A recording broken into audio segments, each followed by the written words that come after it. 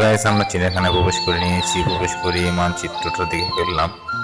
তো আমরা আস্তে আস্তে যে ভাগ দেখা যাচ্ছে শুয়ে রয়েছে, আস্তে আস্তে আমরা পুরো চিড়িয়াখানাটা আসলেও চিড়িয়াখানাটা এত বড় যে ঘুরে কোনটা কোথায় বোঝাই যায় না। তো এটা একটা বিড়াল আর ভাগ, নানানভাবে অনেক কিছুই দেখা হলো। অনেক হাতি ছিল, পাখি ছিল, জলহস্তি ছিল, জেব্রা ছিল। তো অনেক কিছু দেখা ছিল। ফার্স্ট টাইম ওয়াইফ আর মেয়েকে নিয়ে গিয়েছি মেট্রো রেলের মাধ্যমে। খুব এনজয় করেছি, কিন্তু ছিল তাই খুব কষ্ট হয়ে গেছে। তারপরও সর্বশেষ খুব সুন্দর একটা প্রকৃতির দৃশ্য, সুন্দর সুন্দর পাখি, সুন্দর সুন্দর পশু আমরা উপভোগ করতে পেরেছি। আপনারাও এই ঘুরে আসবেন বাচ্চা কাচ্চাদের নিয়ে।